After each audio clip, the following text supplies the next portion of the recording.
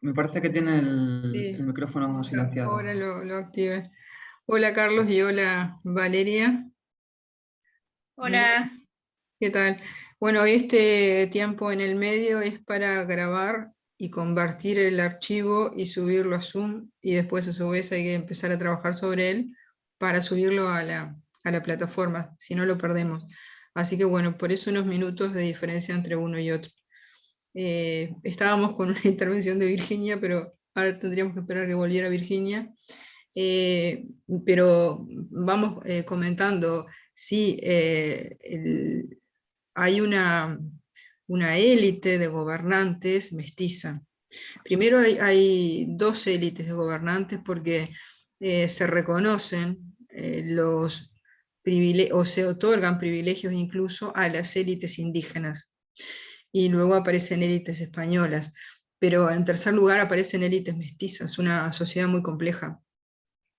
Incluso aparecen élites con sangre negra, y además eso era algo relativo, porque tú podías tener un decreto que dijera que, bueno, que eras blanco, así que ahí no hay ningún problema, pero es el Inca Garcilaso de la Vega el que se gloria por primera vez y empieza a trabajar con ese concepto de mestizaje y cuenta, dice, bueno, cuando yo era pequeño venían a casa todos los parientes de mi madre y contaban la historia de los incas, yo me quedaba admirado, después venían los parientes de mi padre y contaban la historia de la conquista y yo me quedaba admirado, bueno, tengo que contar eso. No lo pudo hacer desde un principio porque lo primero era que el papá fuera reconocido por Carlos V en cuanto a los méritos que había tenido, y le costó mucho que se lo reconociera, porque se lo acusaba de haber participado en una batalla en la cual habían luchado contra el emperador. Es decir, recordemos que después de la conquista del Perú hay una serie de guerras civiles entre españoles, guerras civiles entre indígenas, guerras civiles entre españoles e indígenas, guerras civiles entre conquistadores que quieren la independencia del reino de Perú, quieren transformarse en reyes ellos mismos del reino de Perú, como podía ser Gonzalo Pizarro, en compañía de herederos incas, y entonces estuvieron en guerra civil con los funcionarios de la corona, y por lo tanto después hizo una investigación a ver quiénes habían peleado contra la corona, y se acusó a la familia del Inca Garcilaso de la Vega de eso, así que fue enviado a España con unos, eh, los recursos suficientes como para mantenerse durante tiempo indefinido, a los 20 años, y poder llevar adelante ese expediente de limpieza, digamos, de la imagen de su papá. Ahí se está integrando Virginia. Y nunca volvió. Pero en España se dedicó a escribir, ¿no? Bueno,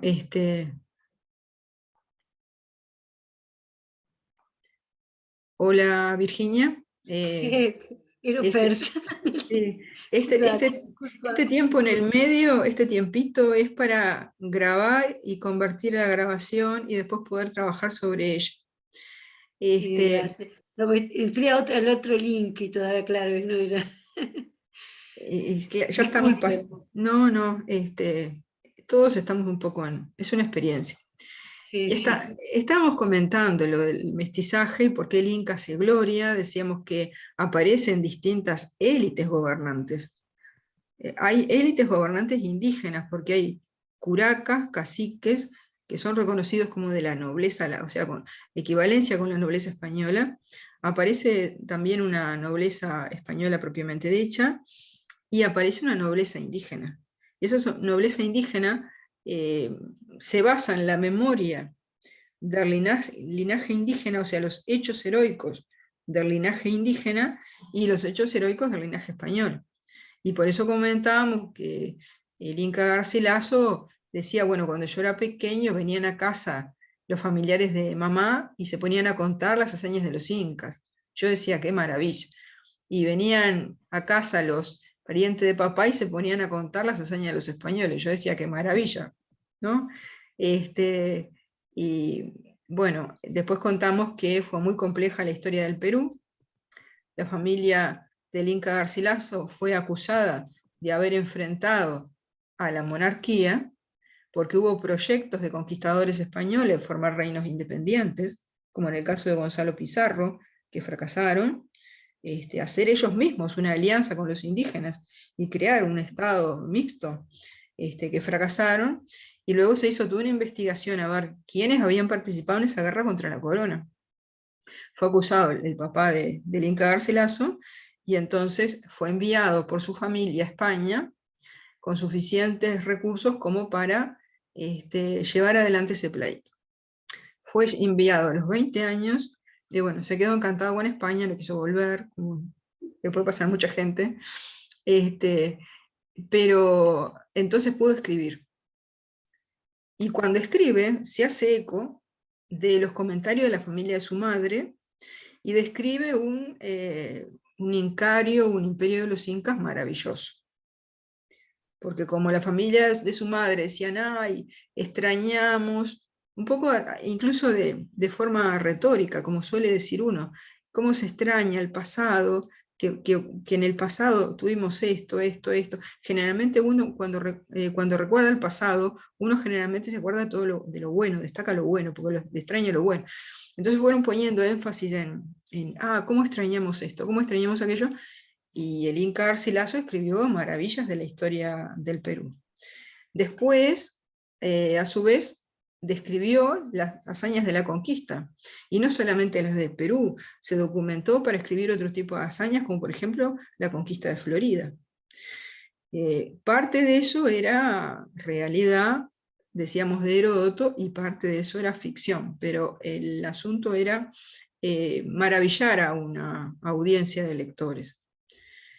Editó en España, en esa época se editaba en España, y los libros después llegaban a América, pero los libros del Inca Garcilaso circularon por Europa. Se los tradujo al francés y al inglés, y crearon en Europa una imagen del Perú precolombino, que es la imagen idealizada actual del Perú precolombino. Es decir, una sociedad donde no había problemas en cuanto a la distribución de los recursos, una sociedad donde el Estado, en suerte de Estado benefactor, y no nos dice otras cosas que sí nos dice un cronista propiamente indígena como es Guamán Poma, de que había toda una justicia draconiana, es decir, si tú no tenías relaciones sexuales a los 30 años te podían llegar a matar. Eso no lo dice, porque lo que recordaban sus familiares era un Perú idealizado. Ahora, el Inca Garcilaso crea la propia idea de lo que es el Perú. Es decir, el Perú como una tierra de coexistencia de esos dos linajes, y el Perú como con una identidad propia a partir de ahí, a partir de esos hechos heroicos, una identidad propia. En la misma época, un Alonso de Ercilia va creando la imagen de un Chile heroico, no solamente por los hechos de los conquistadores españoles, sino por los hechos de los conquistadores mapuches o araucanos en la Araucaña, donde idealiza a los pueblos autóctonos de Chile. O sea, se va creando toda una mentalidad heroica, donde muchas veces, por presentar al lector hechos maravillosos, no importa la separación de la ficción. Hoy en día sí podemos hacer una crítica comparando unos textos con otros y viendo que hay diferencias de fechas o diferencias de personajes históricos, pero en definitiva el mensaje que surge de ahí, y es el que nos interesa en cuanto al tipo de mentalidad, al tipo de identidad que se va forjando en esa época. Entonces, no es ajeno el Inca Garcilaso a este tipo de memorias que se iban transmitiendo sobre todo de manera oral. Entonces puede ser que muchas se hayan perdido, pero justamente cuando se empieza a escribir y a usar el alfabeto latino, además de otros registros que hubo pero que no se usaban con la finalidad de registrar con detalle testimonios orales o posterior, entonces se empieza a escribir. Ahí es que parte de la tradición oral que se podía haber perdido se recupera en el siglo XVI, y por los propios españoles, o por quienes toman los métodos de investigación que aprenden de los españoles en combinación con sus propios métodos de investigación. Por ejemplo, el método de investigación de Boman Poma en Perú es el mismo de Heródoto. Es ir y consultar a la gente y recopilar todos los testimonios orales que hay y viajar de pueblo en pueblo y preguntar y preguntar y preguntar. Y eso lo pasa por escrito. Y lo mismo que los eruditos españoles de la época también hacen encuestas y cuestionarios con ciertas preguntas dirigidas de temas que quieren saber, y eso lo escriben. Y esa es la fuente que tenemos para luego poder triangular y saber, bueno, a ver, en el Rabinal Achí, que es lo que tenemos, hay más suerte en América que en Europa en esto. Hay más registro escrito.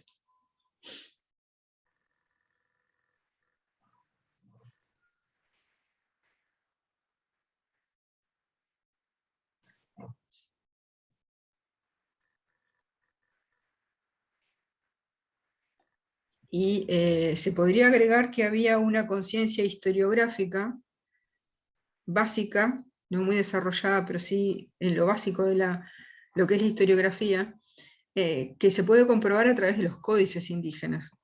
Los códices indígenas están armados de tal manera que hay dos variables, que son las variables de la historia, que están presentes: espacio y lugar. Y entonces en los códices, muchas veces lo que se relata en forma de historieta también a su vez tiene aspecto de mapa. Si uno mira el códice de Cuauhtémoc, es como un gran mapa, y en ese mapa van ocurriendo cosas. Entonces esas dos variables, antes de usar la escritura alfabética, aparecen. Y uno perfectamente puede ir leyendo. A ver, en estos lugares, en tal fecha, ahí aparecen datos del calendario utilizado, que no tenía nada que ver con el nuestro, salvo que era un calendario muy cercano al astronómico. Van apareciendo las fechas de los acontecimientos, los personajes dibujados como pictograma, todo un gran dibujo. Pero esas dos variables, espacio y tiempo, están presentes. Y la otra variable que está presente es el deseo de perpetuar en la memoria hechos heroicos, que es con lo que Heródoto comienza sus historias. Esta idea de perpetuar hechos históricos está recogida por los españoles, que decían, bueno, no quieren que se cometa ninguna villanía, porque no quieren ser recordados como villanos, como gente deshonesta, porque eso podría aparecer en los libros, y ellos le decían a la escritura la tinta negra y la tinta roja. La tinta negra y la tinta roja podrían luego hacer aparecer en los libros que eran códices, no tenían formato de libro, pero es la traducción, podrían aparecer estos hechos vergonzosos. Por tanto, para que no aparezcan hechos vergonzosos, tomaron la decisión heroica de determinada cosa.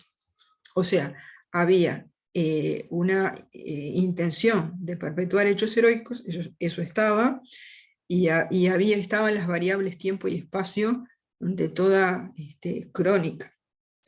Las crónicas indígenas no eran detalladas, era una simple enumeración de hechos, pero es lo básico para comenzar el desarrollo histórico. Después, con el aporte renacentista, viene todo lo otro, ¿no? Es decir, que hay un marco historiográfico, hay una descripción más minuciosa de los acontecimientos, y es donde aparecen los escritores o historiadores mestizos e indígenas de América. Los cronistas no solamente fueron españoles, eso es muy importante. Y de México, el mundo azteca, que...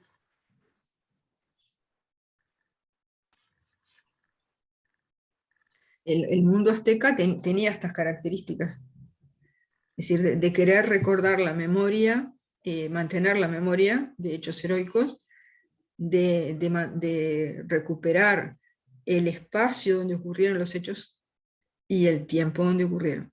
Y para eso tenían un buen sistema de calendario, pero además eran muy hábiles realizando los primeros mapas. Hernán Cortés y sus capitanes se guiaron al principio por los mapas aztecas, así que no debían ser muy estereotipados, ni confusos, ni primitivos, si permitían seguir una ruta. Aztecas y otros. Mixtecas, por ejemplo, otomíes. hay otros pueblos de la región. Sí, a ver. Carlos. Sí, porque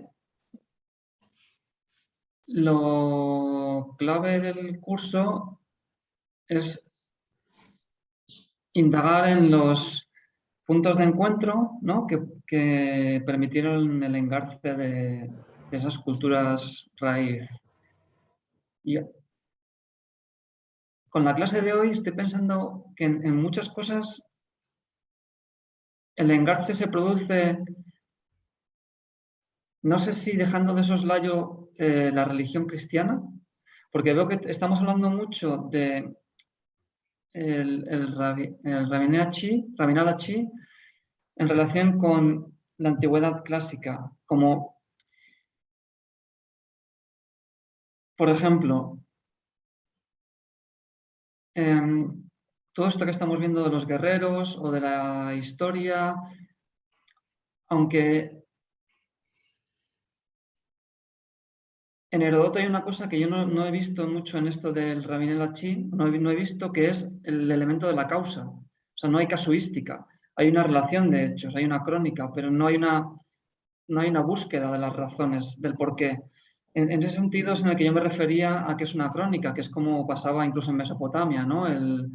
La inscripción de Bisutún, que es llegué e hice esto. O sea, no hay un interés en saber por qué, ¿no? Que es quizá el elemento diferencial en los historiadores, sobre todo griegos, pero también los romanos, claro. Pero bueno, epítetos, guerreros, diálogos, cosas formales, es como que si haciendo un ejercicio imposible que es ponerse en la mentalidad de alguien que llega a Mesoamérica en el siglo XVI, y, ¿con qué puedo relacionarme yo? ¿Qué me suena de esto? ¿No? Pues me suenan todas estas cosas. La religión, no. La religión es el elemento que no está ahí y no hay por dónde cogerlo. Y otro elemento que me llamó la atención por la diferencia que supone, hemos visto muchas similitudes, pero una diferencia es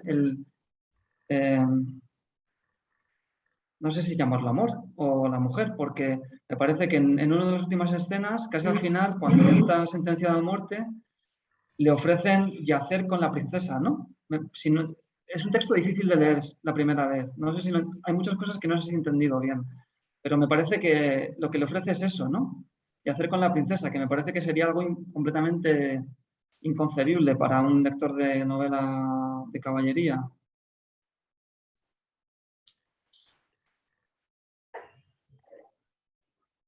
Sí, no sé si terminaste, pero es totalmente interesante todo lo que dijiste.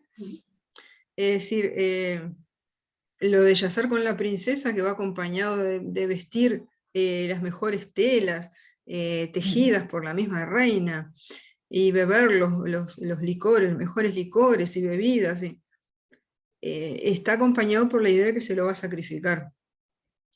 Entonces tiene que prepararse, tiene que entrar a ese mundo. Para entrar a ese mundo tiene que ir con lo mejor. En los descubrimientos que se han hecho de sacrificios humanos, en los cuales se han podido conservar los cuerpos y demás, esos cuerpos están perfectamente ataviados, tienen a su lado, bueno, lo mejor que podían, recipiente donde hay restos de bebidas, y después por descripciones de cronistas se sabe que antes de sacrificar a una persona en distintas partes de América, toda América, estaba la costumbre de dejar yacer al guerrero con alguna mujer, que no debía ser cualquiera, podía ser la princesa, ¿no? Puede ser que sí, que no tenga ningún tipo de contacto que uno tendría que buscarle la vuelta, a veces sí aparecen, pero ahí habría una gran diferencia. En cuanto a la causalidad, la causalidad que podemos ver en este caso, Rabin Achi, sería que, bueno, tú trataste de invadirme, por tanto yo voy a exterminarte. Esa sería la causalidad. Que después va a llevar a alianza con Cortés. Es decir, esa mentalidad, tú trataste de invadirme, yo voy a exterminarte. Ahora, ¿hay elementos religiosos? Claro, sí, no están en este texto. Pero en otros textos, como puede ser el lienzo de Tlaxcala, los tlaxcaltecas tenían que fundamentar la alianza con Cortés. Pero no solamente explicarla y fundamentarla desde el punto de vista histórico, es decir, nos invadieron los aztecas, vamos a exterminarlos, que es la mentalidad que está en la Rabinal Lachí, sino que luego pretenden, el lienzo de Tlaxcala no está escrito en el momento mismo de la toma de Tenochtitlan, está escrito después. Sienten la necesidad de que aparezca una fundamentación religiosa. Entonces crean una historia propia del cristianismo. Ellos son los primeros cristianos. ¿Por qué pasaba? Si el discurso de los españoles era, nosotros venimos a evangelizar, a traer la luz, es como darle prioridad a sus aliados. Y para los tlaxcaltecas los españoles siempre fueron sus aliados, y no los conquistadores, eran ellos.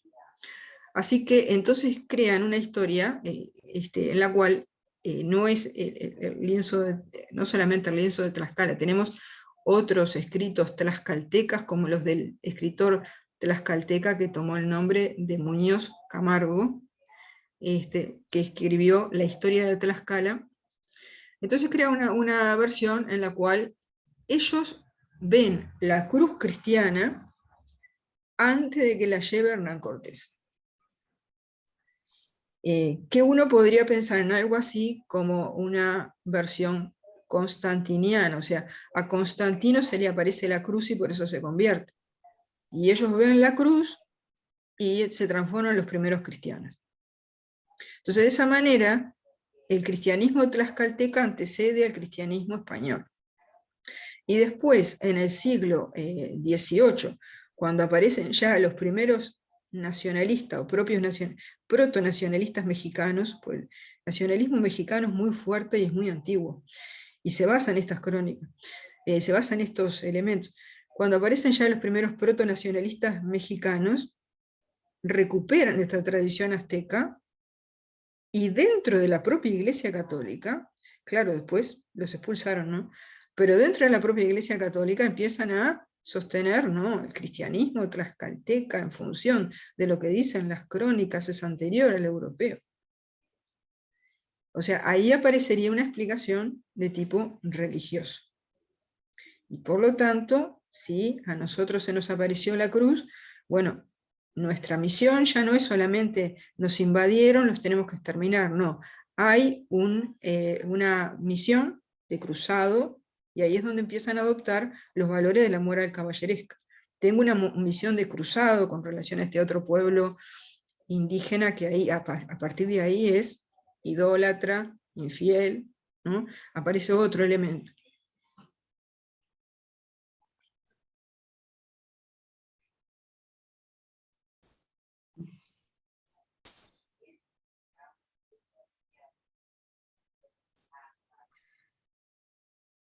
Bueno, yo puedo seguir preguntando si nadie quiere... Valeria.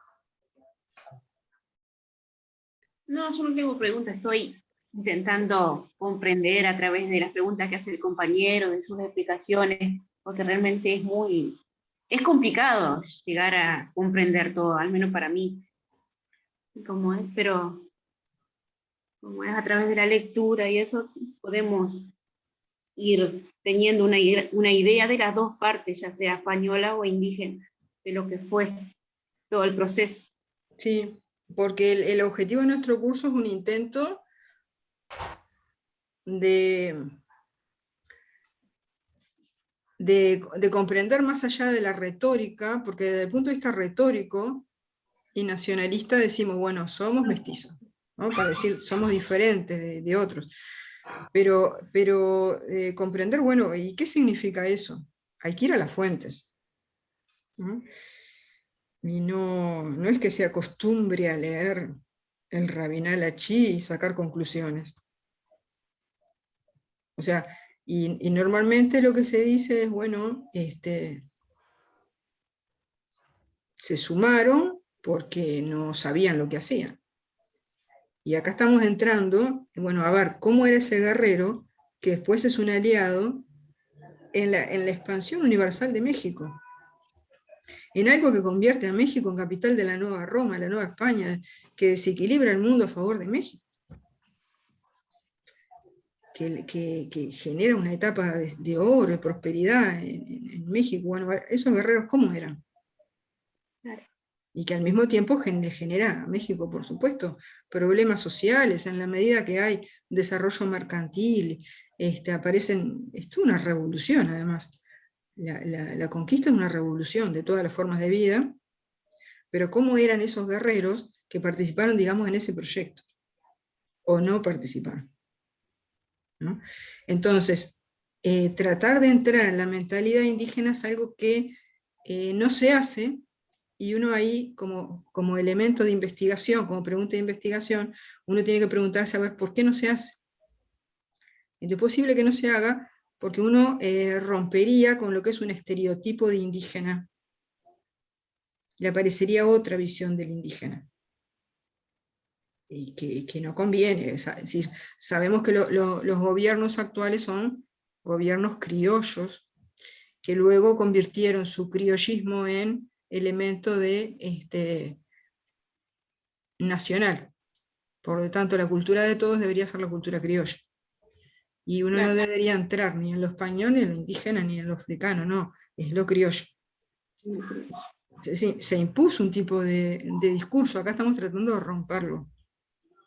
Entonces, al romperlo, empiezan a aparecer claves que uno no había visto antes.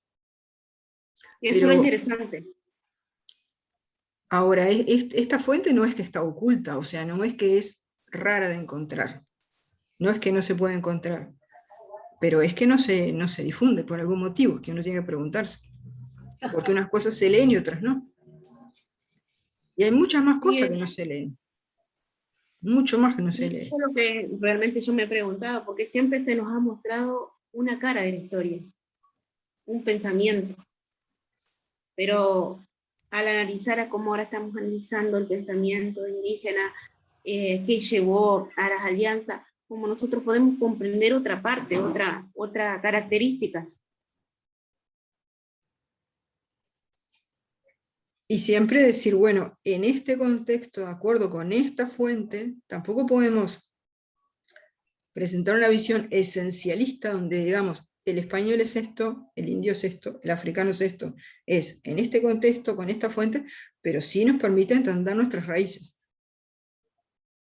Y desarticular mitos. Claro, porque, vamos a decir, durante el curso del año pasado hablábamos que siempre se nos mostró una mirada, como que siempre desde la escuela se nos mostró la conquista de tal modo que los indios eran tal cosa, los africanos eran de tal manera, y ahora a través del avance de las investigaciones y de hallazgos podemos ver, introducirnos más allá de lo que nos habían enseñado desde la escuela, vamos a decir. Los estudios críticos del Rabinal Achí en realidad son recientes, porque empiezan en 1986. Sin embargo, el Rabinal Achí estaba disponible del siglo XIX, y desde antes, desde el siglo XVII y desde antes. Porque a alguien se le podía haber ocurrido, bueno, voy a analizar esto, ¿no? Voy a estudiarlo, voy a difundirlo. Pero esa mentalidad criolla fue la que trató de suprimir materiales que podían legitimar otras formas de poder. O sea, el indio muerto o el indio neutralizado no tiene poder y por lo tanto no es un competidor. Lo que importa es que no sea un competidor.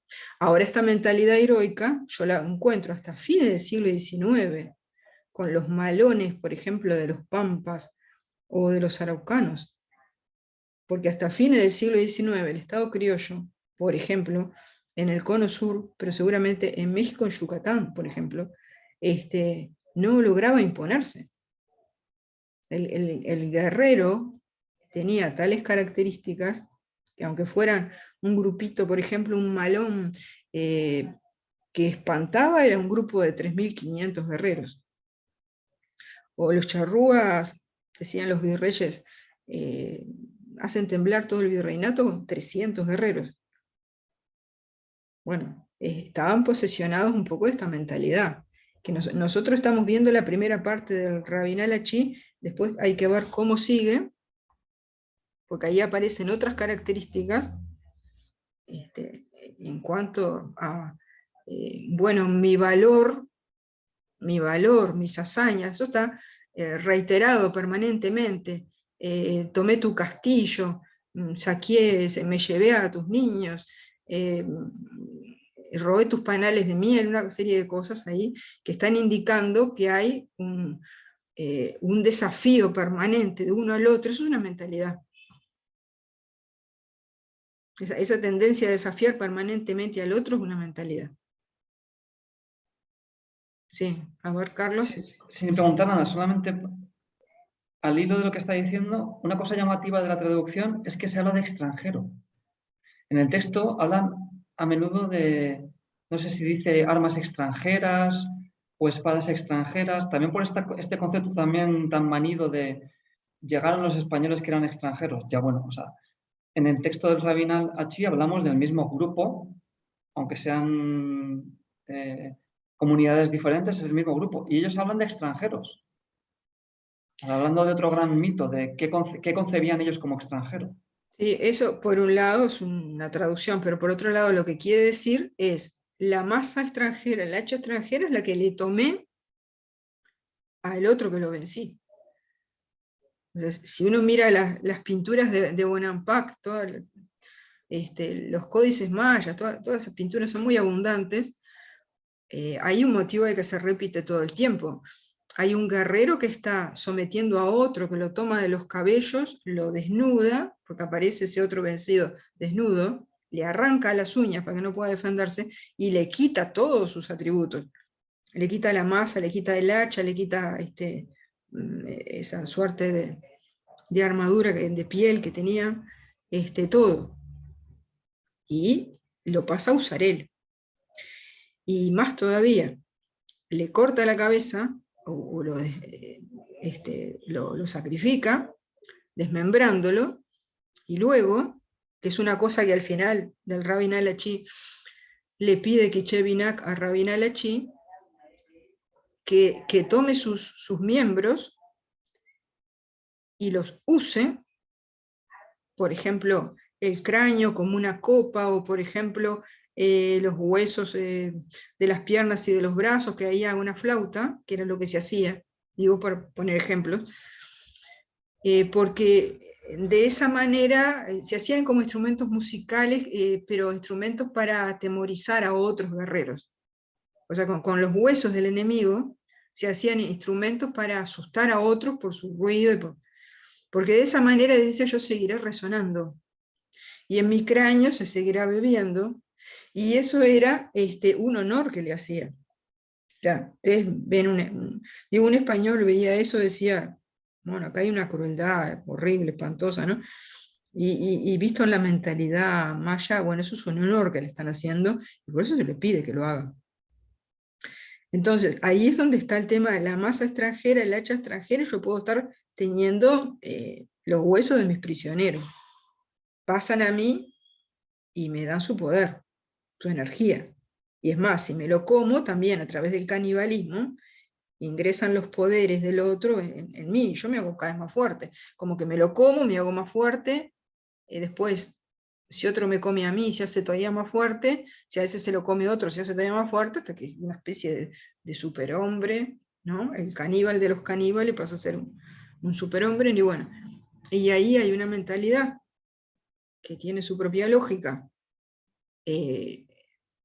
Y Bernal Díaz del Castillo dice que vio a los tlaxcaltecas y a los otros aliados suyos que estaban armando una gran mesa para festejar, y en esa mesa se estaban comiendo a los aztecas que habían capturado. ¿no? Lo dice en la historia verdadera de la conquista de Nueva España, lo vio. O sea, ahí en ese episodio, que es de 1521, está apareciendo la mentalidad esta de 1511.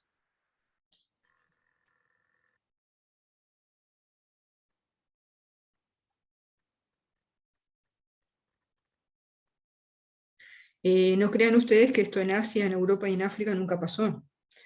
Y aparece de manera indirecta lo estudió Mikhail Bakhtin hasta el siglo XVII incluso, porque él analizó Gargantua y Pantagruel, que son dos obras de Rabelais. Entonces ahí observó, en el estilo grotesco que usa Rabelais, observó que hay elemento de canibalismo. Más allá que hasta el siglo XIX, por ejemplo, colgaban a alguien y después había una creencia de que al beber la sangre se curaban determinadas enfermedades. Pero hay elementos que sugieren canibalismo, o sea, el cuerpo humano tiene todo un simbolismo muy profundo en todas las culturas.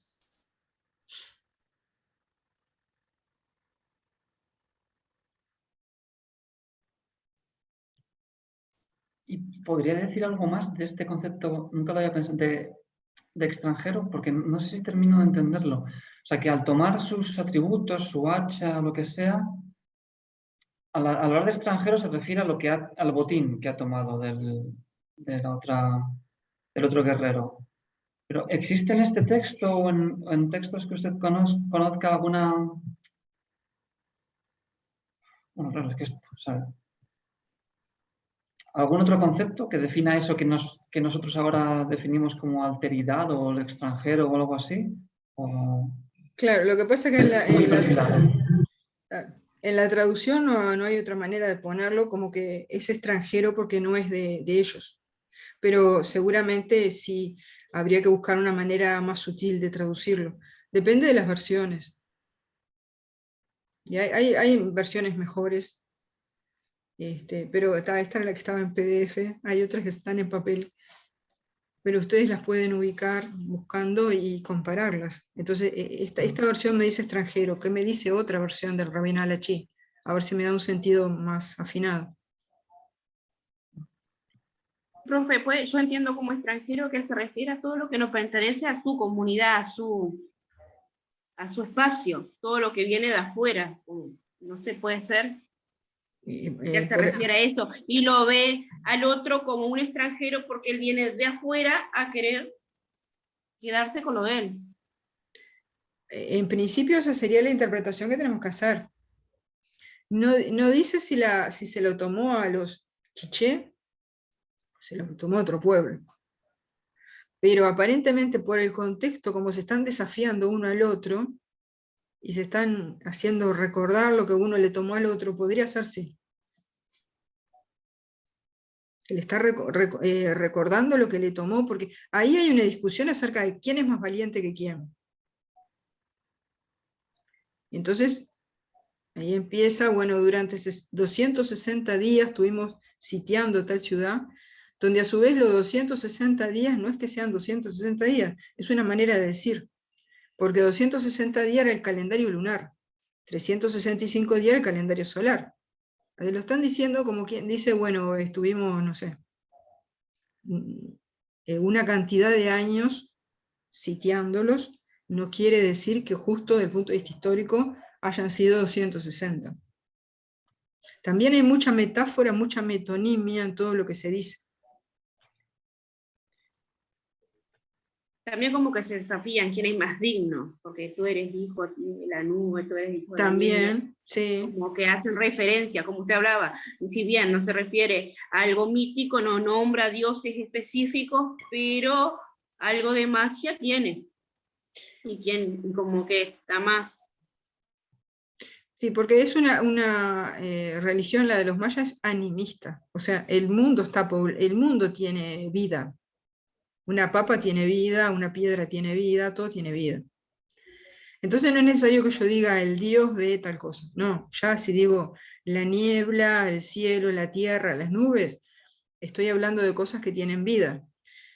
Pero la mentalidad heroica parecida a la de Homero está en eso de soy hijo de la nube, soy hijo de la niebla, que está en el lenguaje indígena en todas las culturas. Ahora, si fuera Homero diría, no sé, Tetis, que es la diosa de las aguas, acá directamente aparecería hijo del agua. Y también aparecen asociados con un animal, ¿no? Y en Norteamérica ustedes tienen toro sentado, porque soñó con un toro